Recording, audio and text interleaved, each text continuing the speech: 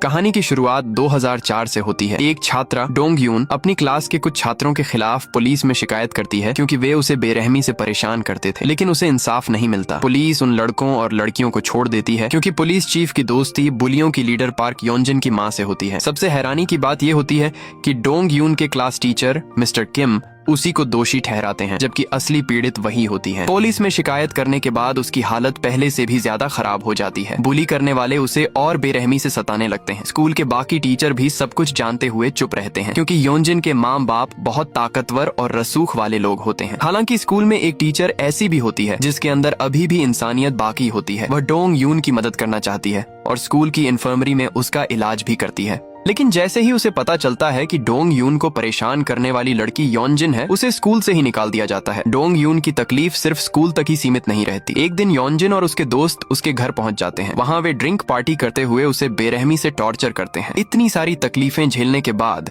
Dong यून अपनी जान देने का फैसला कर लेती है, लेकिन तभी उसके शरीर पर पड़े जलने के पुराने निशान बुरी तरह खुजाने लगते हैं। दर्द कम करने के लिए वह बर्फ पर अपना शरीर रगड़ती है। उसी पल वह अपना फैसला बदल देती है और जीने का इरादा कर लेती है। इसके बाद डोंग यून स्कूल छोड़ने का फैसला करती है। स्कूल छोड़ने की वजह में वह साफ साफ लिखती है कि योंजिन और उसके दोस्तों ने उसे बुली किया था। जब मिस्टर किम यह पढ़ते हैं तो वह गुस्से से उसे डांटने लगते हैं। वह कहते हैं कि अगर प्रिंसिपल को यह बात पता चल गई तो उनकी परफॉर्मेंस रिपोर्ट खराब हो जाएगी। इसलिए वह डोंग यून से स्कूल छोड़ने की वजह बदलने को कहते हैं। उनके हिसाब से दोस्तों का एक दूसरे को मारना कोई बड़ी बात नहीं होती। ये बात सुनकर डोंग यून उनसे पूछती है कि अगर उनके अपने बच्चे के साथ ऐसा हो तब भी क्या उन्हें यह छोटी बात ही लगेगी। ये सुनते ही मिस्टर किम आग बबूला हो जाते हैं। वह डोंग यून को बुरी तरह पीटना शुरू कर देते हैं, लेकिन डोंग यून फिर भी अपनी बात बदलने से साफ मना कर देती है। जब यह तरीका काम नहीं करता तो योंजिन की माँ डोंग यून की लालची माँ को पैसों का लालच देती है। मोटी रकम मिलने के बाद उसकी माँ अपनी ही बेटी का साथ छोड़ देती है और स्कूल छोड़ने की वजह बदलवा देती है। ये सब देखकर डोंग यून को महसूस होता है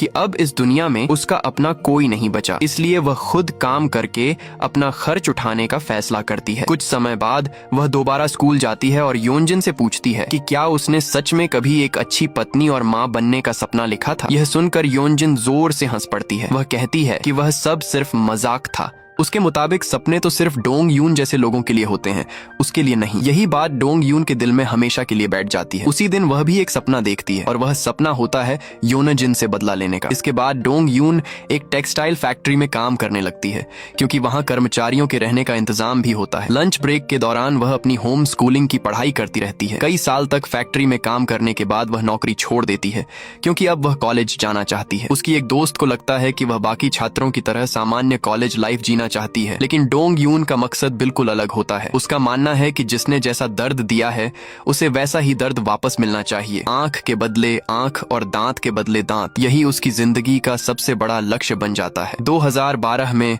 डोंग यून अपने बदले की शुरुआत करती है। वह सोशल मीडिया के जरिए उन सभी लोगों की जिंदगी पर नजर रखना शुरू करती है जिन्होंने कभी उसे सताया था। उसे पता चलता है कि आज सभी लोग आराम और ऐश की जिंदगी जी रहे हैं। सारा अब एक आर्टिस्ट बन चुकी है, लेकिन उसे ड्रग्स की लत लग चुकी है। ये जोंग फ्लाइट अटेंडेंट बन गई है। जेजुन एक सफल बिजनेसमैन है। पार्क योंजिन वेदर फोरकास्टर बन चुकी है और सोन म्योंग ओ उन चारों के छोटे मोटे काम करने वाला आदमी बनकर रह गया है। इसी दौरान एक और राज सामने आता है। योंजिन की शादी जल्द ही एक अमीर बिजनेसमैन हादो योंग से होने वाली होती है, लेकिन इसके बावजूद उसका अपने पुराने बॉयफ्रेंड जेजुन के साथ रिश्ता अब भी चलता रहता है। आखिर में योंजिन और हादो योंग की शादी हो जाती है। डोंग यून भी चुपके से उस शादी में पहुंचती है और दूर से सब कुछ देखती रहती है। इसके बाद डोंग यून धीरे धीरे हादो योंग के करीब जाने लगती है क्योंकि उसे गो गेम खेलना बहुत पसंद होता है। अपनी प्राइवेट क्लासेस खत्म करने के बाद एक दिन अचानक डोंग यून बेहोश होकर गिर जाती है। जब उसकी आंख खुलती है तो वह खुद को हॉस्पिटल में पाती है। उसके पास वाले बेड पर भर्ती एक मरीज भी उसी समय जागता है। वह एक डॉक्टर होता है जिसका नाम यो जोंग है। डोंग यून बिना कुछ बोले अपनी आईवी नीडल निकालती है और जल्दी से हॉस्पिटल से निकल जाती है। कुछ देर बाद यो जोंग उसकी मेडिकल रिपोर्ट देखता है। उसे पता चलता है कि डोंग यून को अनीमिया है और वह बहुत कमजोर भी है। उस छोटी सी मुलाकात के बाद यो जोंग के दिल में डोंग यून के लिए प्यार पैदा होने लगता है। वह हॉस्पिटल की दवाइयों का बहाना बनाकर उसके करीब आने की कोशिश करता है। जब उसे पता चलता है कि डोंग यून को गो गेम में दिलचस्पी है तो वह खुद उसे ये गेम सिखाने की पेशकश करता जाता है। धीरे धीरे दोनों एक दूसरे के काफी करीब आ जाते हैं और डोंग यून गो खेलना भी सीख जाती है। लेकिन एक दिन डोंग यून अचानक उससे मिलना बंद कर देती है। ये बात यो जोंग को अंदर तक दुखी कर देती है। इसी बीच डोंग यून टीचर बनने के लिए स्क्रीनिंग टेस्ट देती है और उसमें पास भी हो जाती है। उसी समय ये खबर भी फैलती है कि योनजिन ने एक बेटी को जन्म दिया है। अब डोंग यून अपने अगले कदम की तैयारी करती है। वह योनजिन के घर के बिल्कुल पास एक अपार्टमेंट किराए पर ले लेती है। एक रात वह चुपके से योनजिन के घर का कूड़ा उठाकर ले जाती है। उस कूड़े से उसे योनजिन और उसके परिवार के बारे में कई ऐसी जानकारियां मिलती हैं जो आगे उसके बदले के प्लान में बहुत काम आने वाली होती हैं। एक दिन डोंग यून जेजुन की बुटीक में जाती है। वहीं उसकी मुलाकात म्योंग ओह से होती है। डोंग यून को पूरी तरह बदला हुआ देखकर म्योंग ओह उसके करीब आने की कोशिश करता है। हैरानी की बात यह होती है कि यही वही इंसान था जिसने कभी बाकी लोगों के साथ मिलकर डोंग यून को बेरहमी से बुली किया था। डोंग यून ने जब अपने बदले की चालें चलनी शुरू कर दी तब म्योंग ओह ने उसे साथ बैठकर शराब पीने का न्योता दिया और इस बार उसने मना नहीं किया। बातचीत के दौरान डोंग यून साफ कह देती है कि उसके दिल में आज भी उन लोगों से बदला लेने की आग जल रही है। उसका निशाना सिर्फ अपने पुराने स्कूल के बुली नहीं है, वह उस टीचर मिस्टर किम के बेटे के भी करीब जाने लगती है जिसने कभी उसे बेरहमी से पीटा था। धीरे धीरे वह उसके बेटे की अच्छी दोस्त बन जाती है और हर कदम पर उसका साथ देती है। एक रात डोंग यून हमेशा की तरह पार्क योनजिन के घर का कूड़ा उठाने पहुंचती है, लेकिन इस बार घर की नौकरानी उसे रंगे हाथों पकड़ लेती है। उस नौकरानी का नाम आंटी कांग ह्योन नाम होता है। वह बताती है कि पिछले 6 महीनों से वह डोंग यून को यह सब करते हुए देख रही थी। डोंग यून सोचती है कि शायद वह पैसे मांगने वाली है, इसलिए उसे चुप रहने के लिए पैसे देने की कोशिश करती है, लेकिन उसकी सोच पूरी तरह गलत निकलती है। आंटी कांग कहती है कि वह डोंग यून का साथ देना चाहती है, जबकि उसे अभी तक यह भी नहीं पता कि डोंग यून आखिर करने क्या वाली है। इसके बाद आंटी कांग अपने घर की सच्चाई बताती है। उसका पति रोज उसे मारता पीटता है। इतना ही नहीं, जब उनकी बेटी सन आह अपनी माँ को बचाने की कोशिश करती है तब वह उसे भी नहीं छोड़ता। इसलिए आंटी कांग डोंग यून से कहती है कि वह उसके पति को मार दे। काफी देर बात करने के बाद दोनों एक समझौता कर लेते हैं। डोंग यून कहती है कि आंटी कांग योनजिन और उसके दोस्तों की हर छोटी बड़ी जानकारी जुटाएगी, जबकि वह उसके पति से छुटकारा पाने का रास्ता ढूंढेगी। लेकिन दोनों तय करती हैं कि वे सीधे अपने हाथ गंदे नहीं करेंगी, इसलिए डोंग यून उसे धैर्य रखने के लिए कहती है। अपने अगले प्लान के लिए डोंग यून आंटी कांग से ड्राइविंग सीखने को कहती है। साथ ही वह उसकी बेटी सन आह को पढ़ाने की जिम्मेदारी भी ले लेती है ताकि उनका पूरा प्लान बिना किसी रुकावट के चलता रहे। कुछ समय बाद जब आंटी कांग का ड्राइविंग लाइसेंस बन जाता है तब डोंग यून उसे एक कार और एक कैमरा देती है जिससे वह आराम से सबूत इकट्ठा कर सके। अगले ही दिन आंटी कांग योनजिन का पीछा करती है जो जेजुन की बुटीक में गई होती है। वहां से निकलकर वह सारा पर नजर रखने के लिए चर्च पहुंचती है। रात होने पर वह दिन भर की खींची हुई फोटोज कार में छिपा कर रख देती है ताकि बाद में डोंग यून उन्हें ले सके। जब डोंग यून उन फोटोज को देखती है तो एक बात उसके दिमाग में अटक जाती है। वह देखती है कि योनजिन अपनी बेटी को आई क्लिनिक लेकर गई थी। तभी उसे जेजुन की पुरानी बात याद आती है कि वह कलर ब्लाइंड है और जब भी कोई उसका मजाक उड़ाता था वह बहुत गुस्सा हो जाता था। योनजिन की बेटी की शक्ल और कुछ आदतें भी जेजुन से मिलती हैं। यह देखकर डोंग यून को शक होने लगता है कि शायद वह बच्ची हा दो योंग की नहीं बल्कि जेजुन की बेटी है। अब वह इस शक की सच्चाई जानने का फैसला करती है। उधर एक दिन हा दो योंग गो क्लब में पहुंचता है। वहां वह डोंग यून का गो खेलने का शानदार तरीका देखता है और उसकी चालों से बहुत प्रभावित हो जाता है। यही तो डोंग यून का असली मकसद था। उसने गो सिर्फ इसलिए सीखा था ताकि वह हा दो योंग के करीब पहुंच सके। उसकी यह चाल पूरी तरह काम कर जाती है और उस दिन के बाद दो योंग के दिमाग में डोंग यून की छवि बस जाती है। अगले दिन जब डोंग यून सन आह को प्राइवेट ट्यूशन पढ़ाने जा रही होती है तभी उसकी मुलाकात ट्रेन में यूं झोंग से हो जाती है। काफी समय बाद उसे देखकर यूं झोंग बहुत खुश हो जाता है और थोड़ी देर बैठकर बातें करने की बात कहता है। दोनों एक दूसरे का हाल चाल पूछते हैं। फिर जाते समय यूं झोंग अपना बिजनेस कार्ड डोंग यून को देकर वहां से चला जाता है। उसी शाम डोंग यून को किम सिन ताई के बारे में जानकारी मिलती है जो उस एलिमेंट्री स्कूल की फाउंडेशन का चेयरमैन है जहाँ पार्क योनजिन की बेटी पढ़ती है। अगले दिन डोंग यून मिस्टर किम के घर पहुंचती है। वहीं उसे पता चलता है कि मिस्टर किम उसके पिता के पुराने दोस्त हैं। जैसे ही मिस्टर किम पहचानता है कि यही वही लड़की है जिसे उसने सालों पहले पीटा था, उसका गुस्सा फिर से भड़क उठता है। वह बिना कुछ सोचे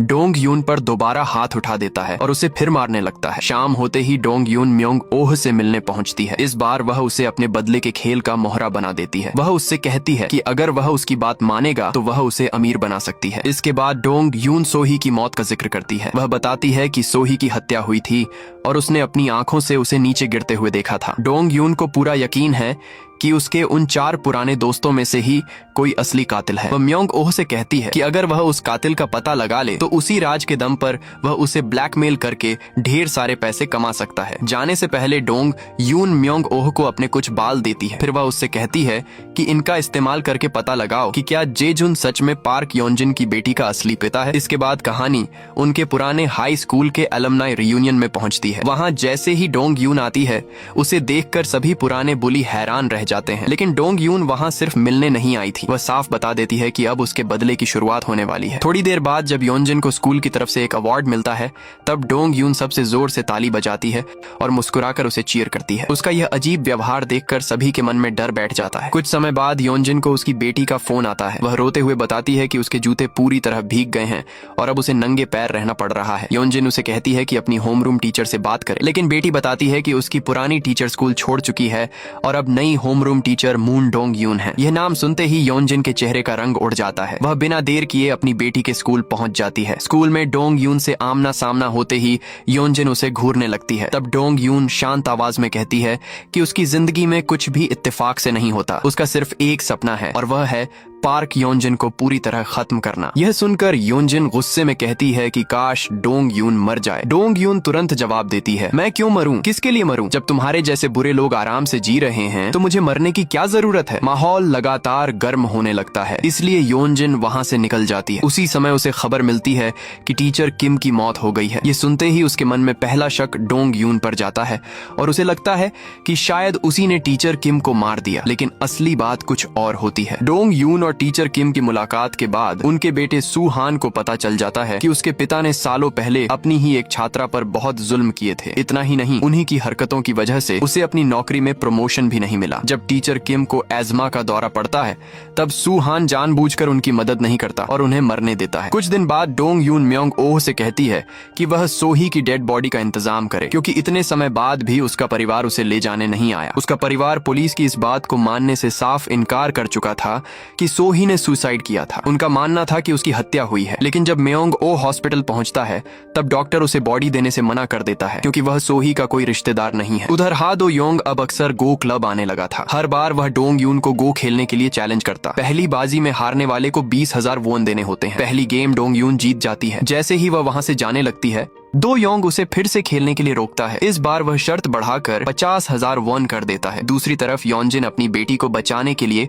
हर कोशिश कर रही होती है। वह यह पता लगाने लगती है कि आखिर डोंग यून उसी स्कूल में टीचर कैसे बन गई। जांच करने पर उसे पता चलता है कि सिर्फ चेयरमैन किम की सिफारिश ही नहीं, बल्कि डोंग यून की अपनी योग्यता भी इतनी अच्छी थी कि वह आसानी से वहां नौकरी पा सकती थी। इसके बाद योंजिन अपनी बेटी की क्लास में पहुंचती है और वहीं उसकी मुलाकात फिर से डोंग यून से होती है। वह गुस्से में कहती है कि डोंग यून अपने सारे प्लान यहीं खत्म कर दे। अगर उसे पैसों की जरूरत है तो वह जितने चाहे उतने पैसे देने को तैयार है, लेकिन वह अपने पुराने जुल्मों के लिए कभी माफी नहीं मांगेगी। डोंग यून उसकी बात सुनकर बहुत शांत रहती है। वह कहती है कि उसने कभी योंजिन से माफी मांगी ही नहीं, उसके कि हर काम का हिसाब भगवान खुद करेगा। ये सुनकर योंजिन जोर जोर से हंसने लगती है। उसे लगता है कि डोंग यून सिर्फ अच्छी बनने का नाटक कर रही है। वह ताना मारते हुए कहती है कि अगर सच में बदला लेना होता तो वह उसकी बेटी को नुकसान पहुंचाती या उसे बंधक बना लेती। डोंग यून तुरंत उससे सवाल करती है, मैंने तुम्हारी बेटी के साथ किया ही क्या है? क्या मैंने उसे कभी बंधक बनाया? क्या उसे हाथ भी लगाया? क्या मैंने उसके साथ वही किया जो तुमने मेरे साथ किया था? फिर वह साफ कहती है कि वह इतनी नीचे नहीं गिर सकती। उसके पास योंजिन को बर्बाद करने के और भी बहुत तरीके हैं। इसके बाद वह एक ऐसी बात बोलती है जिसे सुनकर योंजिन के पैरों तले जमीन खिसक जाती है। डोंग यून कहती है कि अब उसे पता चल चुका है कि उसकी बेटी कलर ब्लाइंड है। अगर यह सच उसके पति को पता चल गया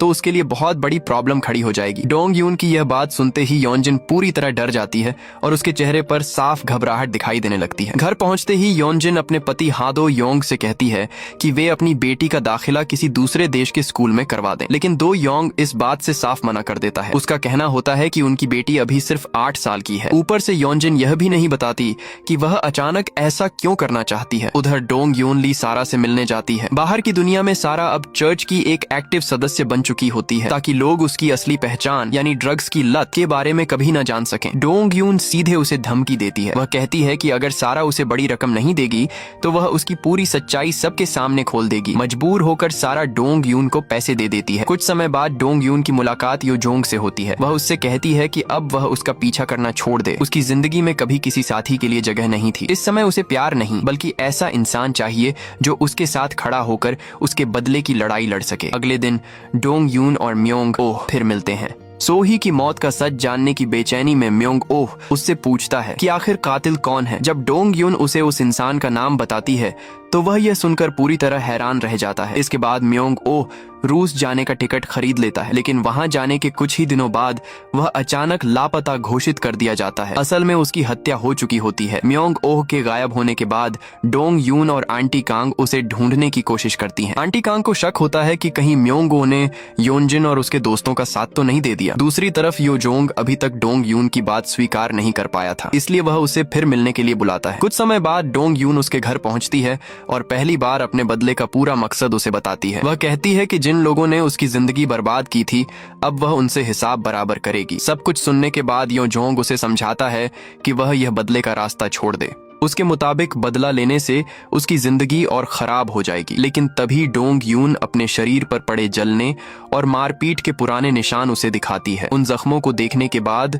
यो जोंग का फैसला पूरी तरह बदल जाता है। अब वह कहता है कि वह डोंग यून का साथ देगा और उसके बदले की इस लड़ाई में उसके साथ खड़ा रहेगा। इसके बाद कहानी म्योंग ओह के कातिल की तरफ इशारा करती है। पता चलता है कि उसने वही जूते पहन रखे थे जो योनजिन और हिये जोंग पहनती हैं, यानी उन दोनों में से कोई एक ही असली कातिल है। डोंग यून की दर्द भरी कहानी सुनकर यो जोंग भी अपना राज खोलता है। वह बताता है कि उसके दिल में भी बदले की आग जल रही है क्योंकि किसी ने उसके पिता की हत्या कर दी थी। दोनों का मकसद एक जैसा था, इसलिए अब वे एक दूसरे का पूरा साथ देने का फैसला कर लेते हैं। उधर हा दो योंग को अपनी पत्नी और जेजुन की बढ़ती नजदीकियों पर शक होने लगता है, खासकर इसलिए क्योंकि वह पहले म्योंग ओह से भी मिल चुका था। पति के शक से घबराई योनजिन उसके कार जीपीएस की आखिरी लोकेशन चेक करती है। वहां से उसे पता चलता है कि दो योंग सीधे जेजुन के स्टूडियो गया था। इधर डोंग यून को आखिरकार ली सारा से पैसे मिल जाते हैं। सारा सोचती है कि अब पैसे देकर उसने अपनी सारी गलतियों की कीमत चुका दी, लेकिन डोंग यून उसे साफ कहती है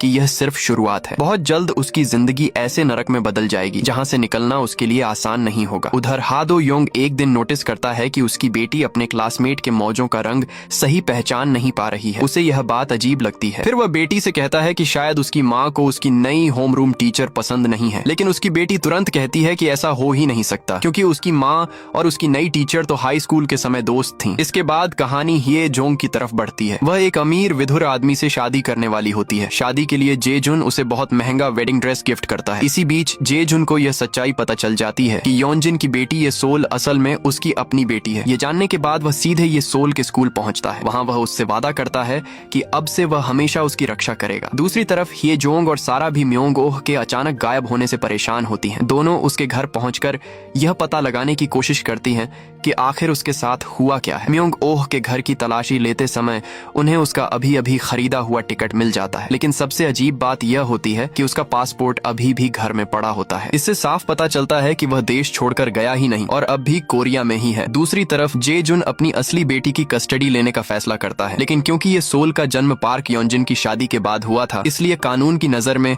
वह हा दो योंग की बेटी मानी जाती है। उधर हिये जोंग अपनी होने वाली सास से मिलने जाती है, लेकिन उसकी सास इस शादी से बिल्कुल खुश नहीं होती। वह किसी और लड़की को अपने बेटे के लिए पसंद करती है और हैरानी की बात यह है कि वह लड़की मून डोंग यून होती है। ये साफ नहीं बताया जाता कि डोंग यून उनकी इतनी करीबी कैसे बन गई, लेकिन उसे वहां देखकर हिये जोंग बुरी तरह घबरा जाती है। इसी बीच पार्क योनजिन गुस्से में जेजुन से मिलने पहुंचती है। वह उससे पूछती है कि आखिर उसने उसके पति से मुलाकात क्यों की, लेकिन जवाब देने की जगह जेजुन उसका गला पकड़ लेता है। वह गुस्से में पूछता है कि उसने उनकी बेटी की सच्चाई उससे इतने साल क्यों छिपाई। वह यह भी पूछता है कि क्या उसने कभी उससे प्यार ही नहीं किया। पार्क योनजिन कोई जवाब नहीं देती और बस खुद को उसकी पकड़ से छुड़ाने की कोशिश करती रहती है। कुछ समय बाद स्कूल में बच्चों के माता पिता के लिए एक खास कार्यक्रम रखा जाता है। अपनी बेटी का हौसला बढ़ाने के लिए हा दो योंग भी वहाँ पहुँचता है, लेकिन तभी जे जुन भी वहाँ आ जाता है। उसे देखकर दो योंग हैरान रह जाता है, क्योंकि उसकी जानकारी में जे जुन का तो कोई बच्चा ही नहीं है। जे जुन बहाना बनाकर कहता है कि वह अपनी पुरानी स्कूल फ्रेंड मून डोंग यून से मिलने आया है। कार्यक्रम खत्म होने के बाद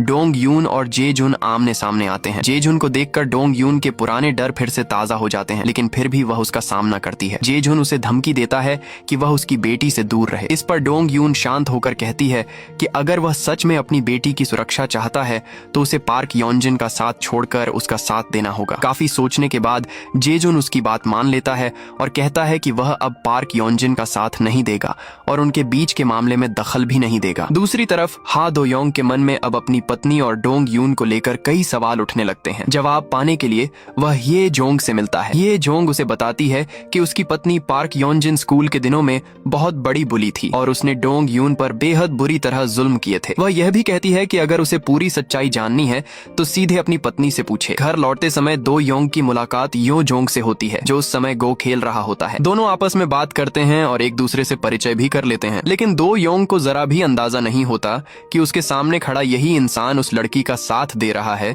जिससे वह धीरे धीरे जुड़ता जा रहा है। घर पहुंचने के बाद हा दो योंग सीधे पार्क योंजिन से पूछता है कि आखिर मून डोंग यून कौन है। वह यह भी पूछता है कि क्या उनकी बेटी की नई क्लास टीचर वही लड़की है जिसकी वजह से वह ये सोल को विदेश भेजना चाहती थी। लेकिन पार्क योंजिन साफ कह देती है कि वह उसके अतीत के बारे में कुछ भी जानने की कोशिश न करे। उधर डोंग यून भी एक नई बात पर सोचने लगती है। उसे एहसास होता है कि पार्क योंजिन शायद किसी बहुत बड़े राज को छिपा रही है और वह राज म्योंग ओह के अचानक गायब होने से जुड़ा हो सकता है। डोंग यून को याद आता है कि उसने पहले ही म्योंग ओह को बता दिया था कि सोही की हत्या करने वाली कोई और नहीं बल्कि खुद पार्क योंजिन है। अब धीरे धीरे डोंग यून को शक होने लगता है कि म्योंग ओह की जान भी पार्क योंजिन ने ही ली है। उसका शक तब और मजबूत हो जाता है जब पार्क योंजिन अपने जूतों पर लगे खून के निशानों को छिपाने और साफ करने की कोशिश करती है। एक दिन हे जोंग आखिरकार म्योंग ओह के लापता होने की रिपोर्ट पुलिस में दर्ज करवा देती है। शुरू में उसका ऐसा करने का कोई इरादा नहीं था, लेकिन डोंग यून उसे समझाती है कि अगर वह अमीर परिवार में शादी करना चाहती है तो उसे यही करना होगा। मजबूरी में ये जोंग पुलिस के पास चली जाती है। उधर ली सारा यह खबर सुनकर बुरी तरह घबरा जाती है। म्योंग ओ उसके लिए ड्रग्स पहुंचाने का काम करता था। अगर पुलिस जांच करते हुए उसके पास पहुंच गई तो उसकी पूरी सच्चाई सामने आ जाएगी। इसलिए वह गुस्से में कहती है कि अगर उसकी जिंदगी बर्बाद हुई तो वह हे जोंग को जिंदा नहीं छोड़ेगी। दूसरी तरफ अपनी पत्नी से कोई जवाब न मिलने पर हा दो योंग खुद डोंग यून से मिलने का फैसला करता है। उसी समय पार्क योंजिन को भी पता चल जाता है कि कोई उसके घर के बिल्कुल पास रह रहा है। उसे यकीन ही नहीं होता कि डोंग यून इतने समय से उसकी हर हरकत पर नजर रख रही थी। गुस्से में वह एक आदमी को डोंग यून के अपार्टमेंट में भेजती है, लेकिन जब वह खुद अंदर पहुंचती है तो दीवार पर लगी अपनी और अपने साथियों की तस्वीरें देखकर सन्न रह जाती है। हर फोटो डोंग यून के बदले का निशाना होती है। तभी अचानक अपार्टमेंट का दरवाजा खुलता है और अंदर उसका अपना पति हा दो योंग आ जाता है। अब पार्क योंजिन चाहकर भी अपने अतीत को छिपा नहीं सकती। उसका पति उसकी पूरी सच्चाई देख लेता है। इतना सब होने के बाद भी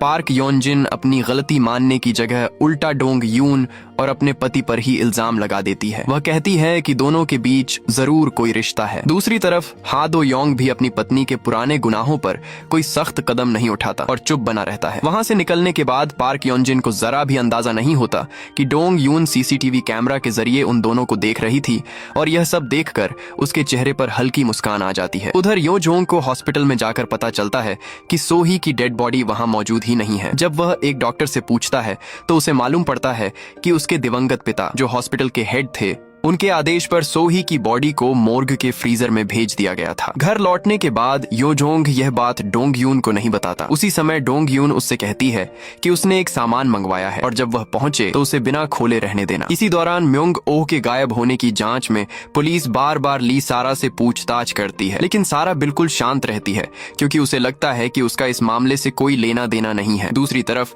जेजुन से भी पुलिस पूछताछ करती है। वह कहता है कि उसने कई हफ्तों से म्योंग ओह को नहीं देखा। साथ ही वह जानबूझकर पुलिस को बताता है कि म्योंग ओह के गायब होने से पहले हा दो योंग लगातार उसे ढूंढ रहा था। वह ऐसा इसलिए करता है ताकि पुलिस का शक हा दो योंग की तरफ चला जाए। अगले दिन डोंग यून पार्क योंजिन को उसके अपार्टमेंट में घुसने के लिए डांटती है, लेकिन पार्क योंजिन को अपनी हरकत पर जरा भी शर्म नहीं होती। इसके बाद डोंग यून उसका अपार्टमेंट में घुसने वाला वीडियो इंटरनेट पर डाल देती है। फिर भी पार्क योंजिन बिल्कुल नहीं डरती। वह डोंग यून को खुली चुनौती देती है कि अगर हिम्मत है तो उसके दोस्तों को भी सोशल मीडिया पर टैग करके सब बता दे। लेकिन जैसे ही डोंग यून कहती है कि वह उसके पुराने जुर्मों की रिपोर्ट पुलिस को दे देगी, पार्क योनजिन का चेहरा उतर जाता है। वह खुद भी उसे धमकी देने लगती है। डोंग यून आखिरी बार उसे मौका देती है और कहती है कि अगर वह खुद जाकर पुलिस के सामने सच कबूल कर ले तो ठीक है, नहीं तो अब उसे अपने हर गुनाह की कीमत चुकानी पड़ेगी। इस पर भी पार्क योनजिन जरा नहीं बदलती। वह उल्टा कहती है कि डोंग यून की हालत की जिम्मेदार वह नहीं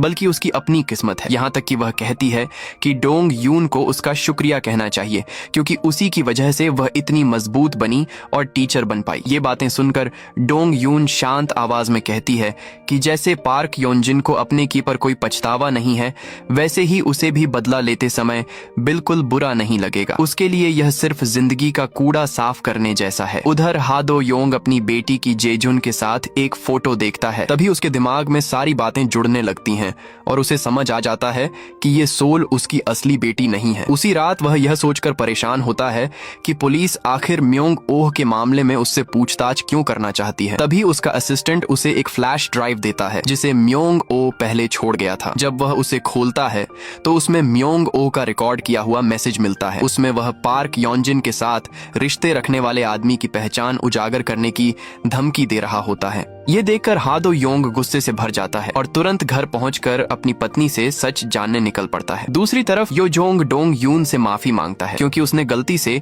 उसका पार्सल खोल लिया था। उसमें एक टेंट निकला। डोंग यून उस टेंट का क्या करने वाली है ये कोई नहीं जानता, लेकिन इतना साफ है कि वह अपने साथ हुए हर जुल्म का हिसाब बराबर करने की तैयारी कर रही है। कुछ समय बाद बुली गैंग को पता चलता है कि म्योंग ओह का नाम ड्रग्स वाले केस में भी आ गया है। यह सुनते ही ली सारा बुरी तरह घबरा जाती है और सारा दोष ये जोंग पर डाल देती है क्योंकि उसी ने पुलिस में रिपोर्ट की थी। उसी दौरान सभी सोचने लगते हैं कि आखिर म्योंग ओह को सोही की मौत की सच्चाई कैसे पता चली। फिर कहानी अतीत में जाती है। सोही की मौत से पहले पार्क योनजिन ने ये जोंग को उससे मिलने भेजा था। उसी पल पार्क योनजिन को वह दिन याद आता है जब सोही की जान गई थी। सबसे डराने वाली बात यह होती है कि उसे अपने किए पर जरा भी पछतावा नहीं होता, बल्कि वह उस घटना को याद करके मुस्कुराने लगती है। अब पार्क योनजिन अपने खोए हुए नेम टैग को लेकर परेशान हो जाती है। वह उसी जगह पहुंचती है जहां सोही की मौत हुई थी और किसी को फोन करके अपने नेम टैग के बारे में पूछने लगती है। असल में डोंग यून को क्राइम सीन से वही नेम टैग मिल गया था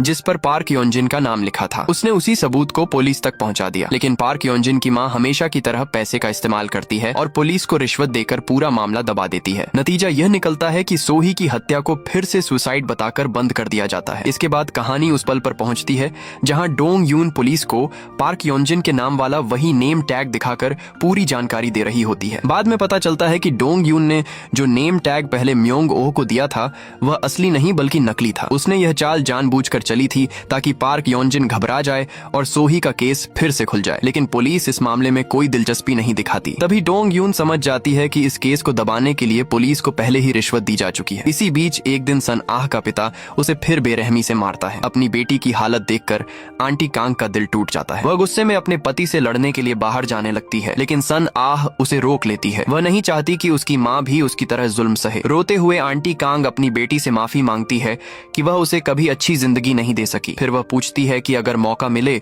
तो क्या वह अमेरिका जाना चाहेगी। सन आह तुरंत हाँ कह देती है, लेकिन एक शर्त रखती है कि उसकी माँ भी उसके साथ चले। आंटी कांग झूठ बोल देती है कि वह बाद में डोंग यून के साथ वहां आ जाएगी, जबकि सच ये होता है कि उस रात के बाद शायद वह अपनी बेटी से दोबारा कभी नहीं मिल पाएगी। उधर डोंग यून उस नर्स से मिलने जाती है जो पहले उसके स्कूल में काम करती थी। वह वहां से कुछ पुराने फाइल लेती है जो उसने पहले संभाल कर रखी थी। उन फाइल में सोही की मौत से जुड़ी रिपोर्ट होती है। उसी समय यो जोंग को भी आखिरकार सोही की ऑटोप्सी रिपोर्ट मिल जाती है। उसमें लिखा होता है कि मरने से पहले सोही प्रेग्नेंट थी। डोंग यून को यह बात पहले से पता थी और यही उन बड़ी वजहों में से एक थी जिसने उसके बदले की आग को और तेज कर दिया। इसी दौरान पार्क योनजिन अचानक आंटी कांग के सामने पहुंच जाती है। उसके हाथ में उसके पति की फोटो होती है। फिर वह साफ बता देती है कि उसे पता है आंटी कांग डोंग यून की सबसे भरोसेमंद साथी है। इतना ही नहीं, उसे यह भी मालूम है कि आंटी कांग काफी समय से उसकी बेटी पर नजर रख रही है। शुरुआत में आंटी कांग बिल्कुल नहीं डरती, लेकिन जैसे ही पार्क योनजिन सन आह को नुकसान पहुंचाने की धमकी देती है, आंटी कांग का हौसला टूट जाता है और वह उससे माफी मांगने लगती है। इसके बाद पार्क योनजिन आंटी कांग को एक अजीब ऑफर देती है। वह कहती है कि डोंग यून से पहले वही उसके पति को मार सकती है। ये सुनकर आंटी कांग हैरान रह जाती है। वहां से जाने से पहले पार्क योन जिन उसका बैग खोलती है, उसका फोन निकालती है और उसी फोन से अपने नंबर पर कॉल करती है। तभी उसे पता चलता है कि आंटी कांग ने उसका नंबर पहले से सेव कर रखा था। दूसरी तरफ सोही के केस का सबसे अहम सबूत यानी पार्क योनजिन का असली नेम टैग फेंका नहीं गया था। उसकी मां ने उसे छिपाकर अपने पास रख लिया था। उसी रात आंटी कांग जल्दी जल्दी सन आह को वहां से निकाल देती है ताकि उसकी बेटी सुरक्षित रह सके। उधर जेजुन अपनी बेटी ये सोल के लिए नया कमरा तैयार करता है और उसे देखकर बहुत खुश नजर आता है। वहीं दूसरी तरफ डोंग यून फिर से ह्येजोंग से मिलती है। इस बार वह उससे कहती है कि किसी तरह पार्क योनजिन को उस हॉस्पिटल लेकर आए जहां ह्येजोंग काम करता है। कुछ समय बाद डोंग यून के लिए एक और बड़ी मुसीबत खड़ी हो जाती है। उसकी शराबी माँ अचानक स्कूल पहुंच जाती है। वहां मौजूद सभी टीचर यह देखकर हैरान रह जाते हैं। बाद में पता चलता है कि यह सब पार्क योनजिन की नई चाल थी। उसने पहले ही डोंग यून की मां जंग जंगमी से मुलाकात की थी और उसे ढेर सारे पैसों का लालच देकर कहा था कि वह ऐसा तमाशा करे जिससे डोंग यून की नौकरी चली जाए। लालची मां तुरंत इस प्लान के लिए तैयार हो जाती है, जबकि डोंग यून उसकी अपनी बेटी होती है। आखिर में डोंग यून मजबूरी में अपनी माँ को अपने अपार्टमेंट ले आती है। उसे समझ आ जाता है कि इसके पीछे भी पार्क योनजिन का ही हाथ है। वह मन ही मन सोचती है कि अगर यह औरत उसकी माँ न होती तो शायद वह उसे कभी माफ नहीं करती। दूसरी तरफ ह्येजोंग पार्क योनजिन को मिलने के लिए बुला लेती है। ज्यादा बात किए बिना वह बता देती है कि डोंग यून और हा दो योंग कई बार साथ बैठकर गो खेल चुके हैं। फिर वह एक महंगा लग्जरी बैग दिखाती है जो हा दो योंग ने उसे डोंग यून की जानकारी देने के बदले गिफ्ट किया था। यह देखकर पार्क योनजिन के पैरों तले जमीन खिसक जाती है। उसे यकीन ही नहीं होता कि उसका पति इतनी दूर तक पहुंच चुका है। इसी दौरान डोंग यून आंटी कांग के पति पर नजर रख रही होती है। तभी आंटी कांग का फोन आता है और डोंग यून तुरंत उससे मिलने निकल जाती है। असल में डोंग यून पहले ही उसे बता चुकी थी कि अब पार्क योनजिन उसकी असली पहचान जान चुकी है, इसीलिए अगर कभी वह रंगे हाथ पकड़ी जाए तो उसे पहले से तैयार रहना होगा, अपने ऊपर शक न जाए।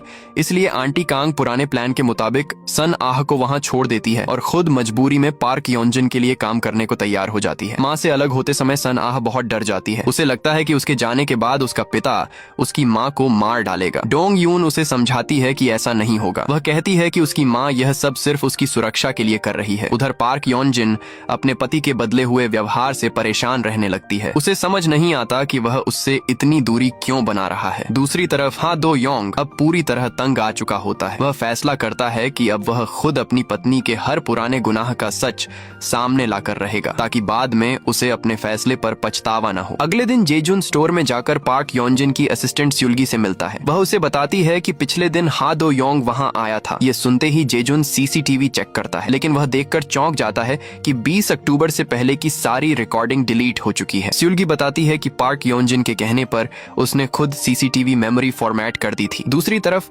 डोंग यून जंगमी से मिलती है और सोचती है कि आखिर म्योंग ओह के गायब होने के मामले में पुलिस ह्येजोंग से पूछताछ करने क्यों पहुंची थी। तब जंगमी बताती है कि करीब 1 महीने पहले म्योंग ओह ह्येजोंग के बुलाने पर हॉस्पिटल आया था। दरअसल हॉस्पिटल के एक डॉक्टर ने ह्येजोंग को बताया था कि म्योंग ओह सोही की डेड बॉडी के बारे में पूछताछ कर रहा है, इसलिए ह्येजोंग ने खुद उससे कांटेक्ट किया था। बाद में पुलिस के सामने ह्येजोंग यही पूरी बात बताता है। वह यह भी कहता है कि पहली मुलाकात में ही म्योंग ओह बिना किसी वजह के उसे गालियां देने लगा था, जबकि दोनों पहले कभी मिले ही नहीं थे। उधर हा दो योंग की परेशानी और बढ़ जाती है जब उसे अपनी और डोंग यून की साथ वाली फोटोज मिलती हैं। ये फोटोज म्योंग ओह ने उसे धमकी देने के लिए भेजी थी और अब उन्हें देखकर हा दो योंग समझ जाता है कि मामला पहले से कहीं ज्यादा खतरनाक हो चुका है। हा दो योंग को अब पूरी बात समझ में आ चुकी थी। उसे एहसास हो गया कि यह सब मून डोंग यून की सोची समझी चाल थी ताकि वह खुद म्योंग ओह के बारे में सच्चाई तक पहुंच जाए। अब और उलझन में नहीं रहना चाहता था, इसलिए वह सीधे डोंग यून से मिलने निकल पड़ा। दूसरी तरफ काफी समझाने के बाद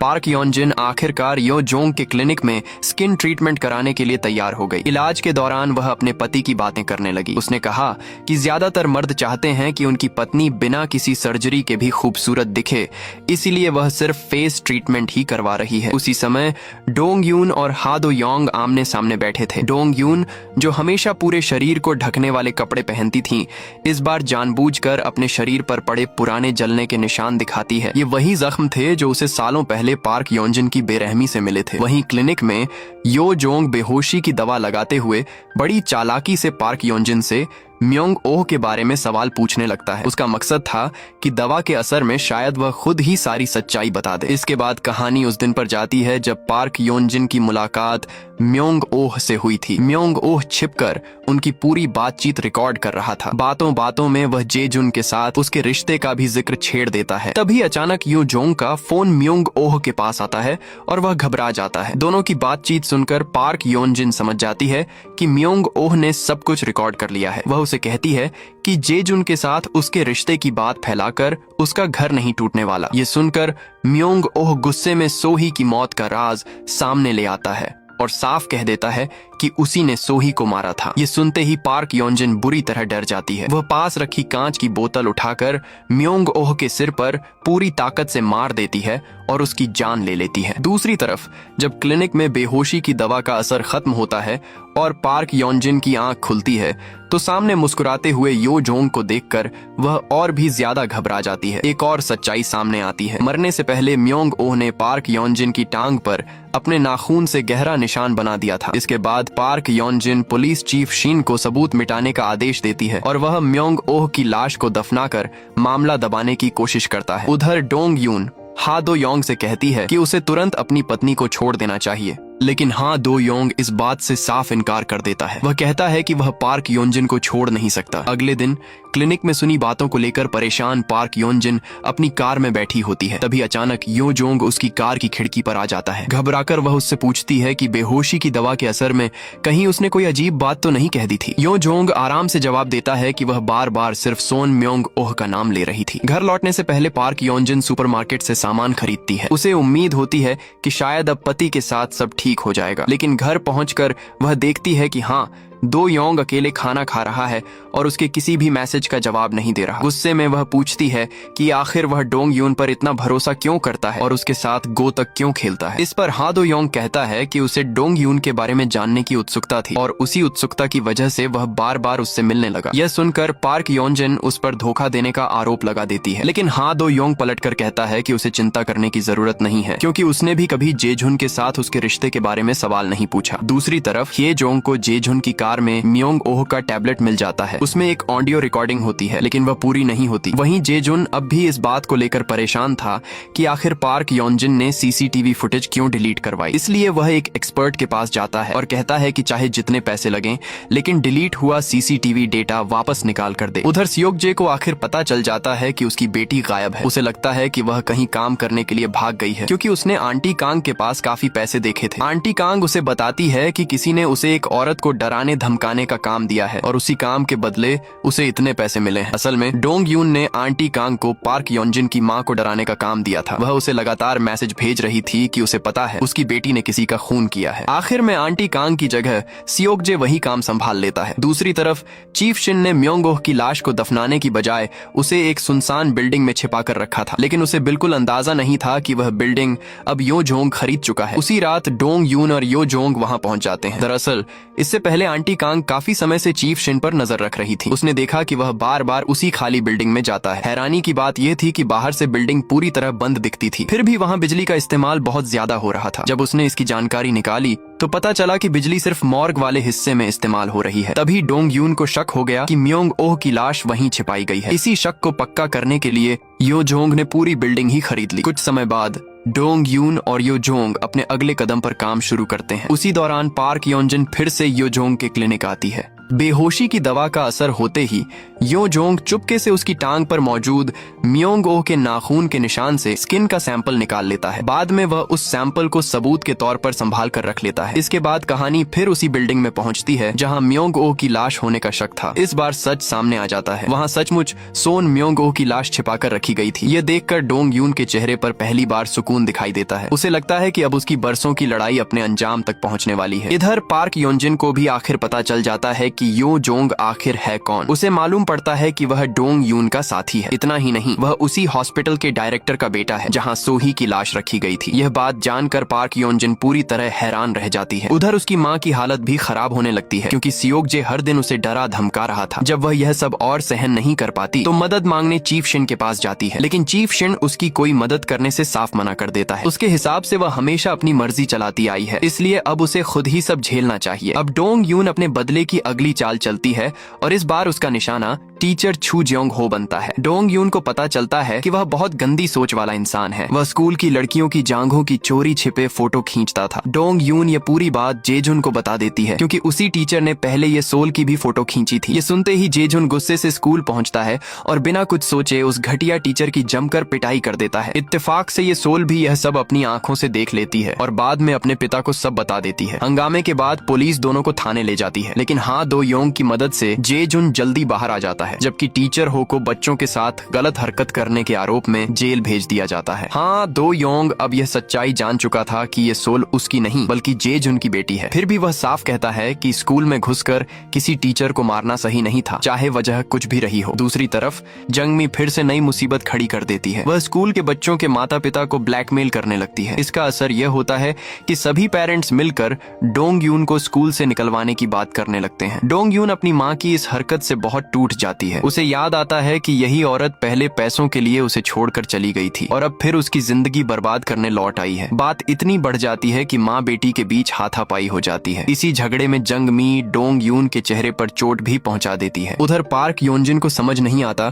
कि उसकी बेटी को अचानक उसके ससुराल क्यों भेज दिया गया। गुस्से में हा दो योंग उसे बताता है कि एक आदमी खुद को ये सोल का पिता बताकर स्कूल में तमाशा कर रहा था। पार्क योंजिन तुरंत समझ जाती है कि वह जेजुन ही था। इसके बाद हा दो योंग साफ कह देता है कि चाहे ये सोल उसकी असली बेटी ना हो, लेकिन अगर कभी उनका तलाक हुआ तो भी वह चाहता है कि ये सोल उसी के साथ रहे। अगले दिन डोंग यून अपने बदले का एक और कदम उठाती है। इस बार उसका निशाना सारा होती है। चर्च में बैठी सारा की हालत बहुत खराब थी क्योंकि उसे काफी समय से ड्रग्स नहीं मिले थे। तभी उसके पास एक मैसेज आता है कि एक कमरे में उसके लिए ड्रग्स रखे हुए हैं। वह तुरंत वहां जाकर ड्रग्स ले लेती है। उसी दौरान जब चर्च में बाकी लोग प्रार्थना कर रहे होते हैं, तभी अचानक वहां मौजूद लोगों के पास उससे जुड़ा एक मैसेज पहुंच जाता है। उधर ड्रग्स लेने के बाद सारा की हालत और बिगड़ जाती है और उसे ऐसा लगने लगता है जैसे म्योंग ओह की आवाज उसके कानों में गूंज रही हो। ड्रग्स के असर में पूरी तरह खो चुकी सारा को अचानक वो पल याद आने लगता है जब उसने म्योंग ओह के साथ रात बिताई थी। नशे की हालत में उसे ऐसा भ्रम होने लगता है